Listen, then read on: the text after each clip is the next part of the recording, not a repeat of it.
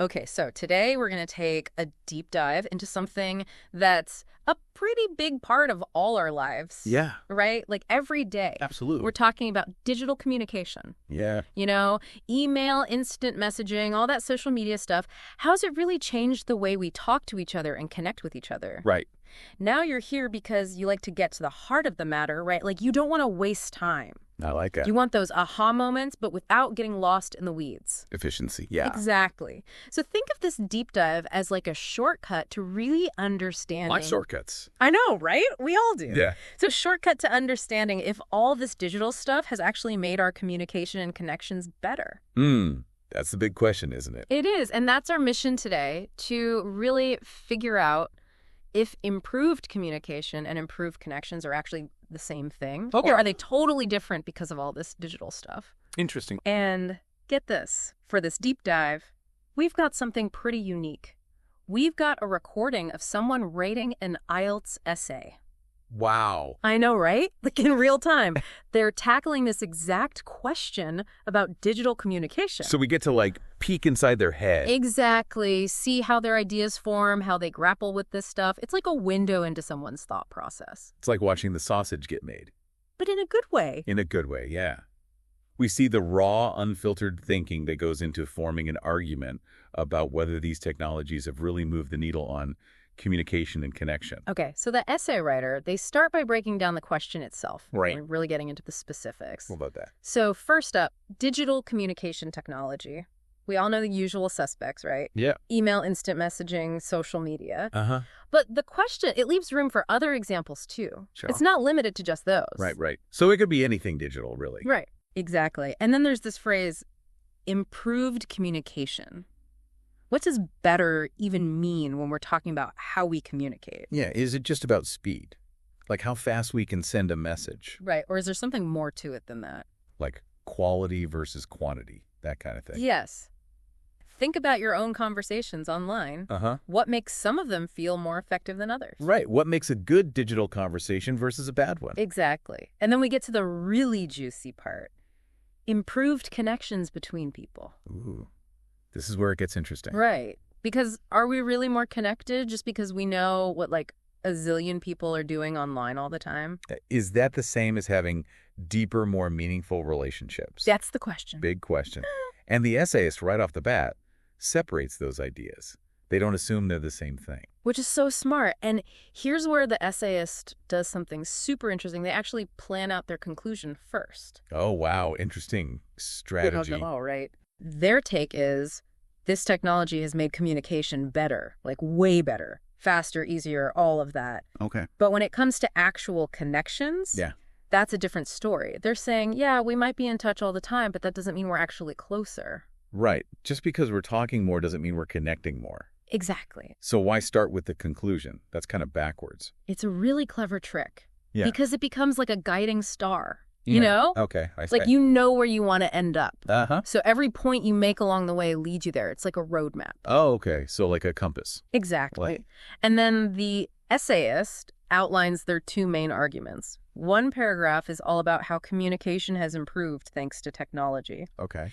The other one dives into why that doesn't automatically mean better connections. Right. Because those are two separate things. Exactly. And that makes sense when you think about their conclusion, right? Yeah, totally. It's like they're saying, yes, tech has made communication better, but no, it hasn't necessarily improved connections. Like two sides of the same coin. Yes. And for you listening, thinking about things this way can be so helpful. Yeah, breaking it down. Totally. It makes you look at all sides of an issue. Nuance, right? Exactly. Neurons. Okay, let's dive into the first part of the argument. How has technology actually improved communication? Let's do it. So the essay brings up stuff we use every day, right? Okay. Instant messaging, email, even video calls like Skype. Yeah. And the reasons are pretty clear. It's fast, it's often free or super cheap, and it's crazy convenient. Super convenient. I mean, think about all the ways you can get in touch with someone now. Right. Compared to even like 20 years ago. Oh my gosh, it's mind-blowing. Like seriously mind-blowing. And the essay actually compares how we communicate now to the old days. Oh, that's smart. Right. Like, imagine trying to set up a meeting across time zones before email even existed. It was a nightmare. You had to call internationally, like so expensive. Right. And just figuring out the time difference. Yeah. Huge hassle. And now you just shoot off an email or schedule a video call in seconds. Boom. Done. Right. So easy. And that contrast, it shows how much easier communication has become. It really highlights how much friction has been removed. Yeah. It's wild when you stop and think about it. Seriously. I mean, this probably feels normal to you now, right? Yeah, totally. But thinking about how it used to be, it makes you appreciate how big of a deal this is. It's huge. Like, we take it for granted now, but it's totally revolutionized how we share information. And the essay uses that comparison so well to make their point. It's like keeping in touch used to be this big effort. Yeah, you had to, like, work at it. I know. And now it's like this constant background hum. Always on, yeah. Always on. But as we'll see, that has its own implications. Definitely a double-edged sword, right? Okay, so now the essay gets into the trickier part of the argument. Just because it's easier to communicate doesn't mean our connections are better. Right. That's the key point. And this is where things get really nuanced. This is where we separate the wheat from the chaff. Okay, love that. Yeah, got to get nuance. So the essay challenges this idea that more communication automatically means deeper relationships. Right. More isn't always better. And they bring up this super important point. A lot of the richness of face-to-face interaction, it gets lost online. Oh, absolutely. You miss out on so much. I know. And a big part of what gets lost is nonverbal communication. Right. All those unspoken cues. All of it. Body language, facial expressions, all those little things that add so much meaning. Like, you can completely misread someone's tone in an email. All the time. It's like the classic example of what gets lost in digital communication. Totally. Because so much of how we understand each other comes from those nonverbal signals. It's true. A smile, a nod, the way someone looks at you. Right. Like, you can feel their energy. All of that contributes to feeling connected and trusting someone. Totally. But we can't type that stuff out. Exactly. You can choose your words carefully in a text. Right. But it's still so easy to misinterpret things. Oh, yeah. Way more than if you were talking face-to-face and could see their reaction. So the essay is making the case that for real human connection, you need that in-person interaction. Face-to-face can't beat it. And it's not that you can't have any connection online. It's Yeah. that it often lacks the depth and that full range of human expression that builds strong relationships. It's about quality, not quantity.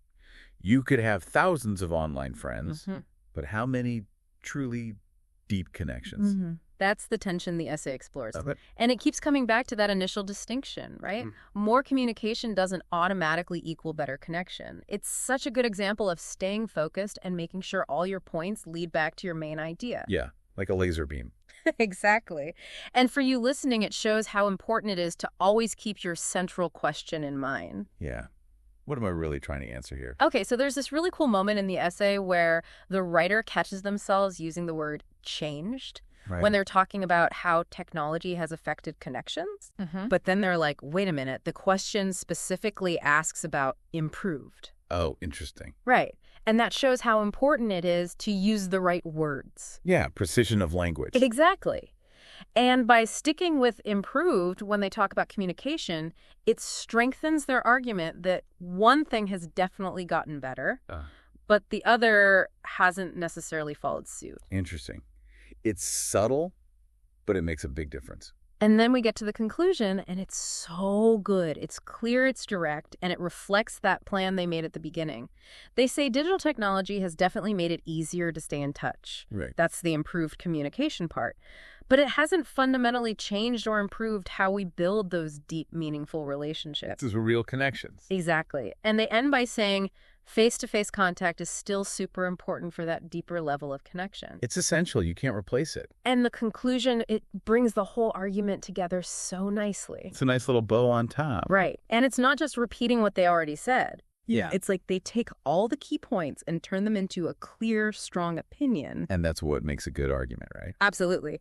So for you listening, the big takeaway here is there's a huge difference between how easy it is to communicate now and the deeper, more complex nature of real human connection. Like two separate tracks. Yes. And the essay makes a really strong argument that while technology has made staying in touch simpler and faster across distances, it hasn't necessarily made our relationships more meaningful or profound. Right. Something to think about. It really is. So here's a question for you. How does all this resonate with your own experience?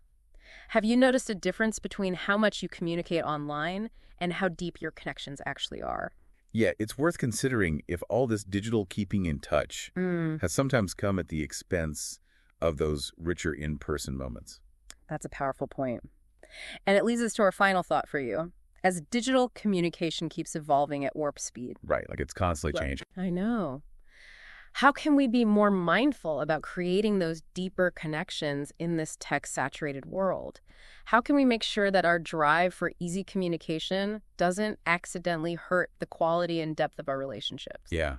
Like, how do we keep it real? Exactly. It's Okay. something to think about as you navigate your own digital life. Thanks for taking this deep dive with us. My pleasure. It's been fun. Always good to chat. See you next time. Is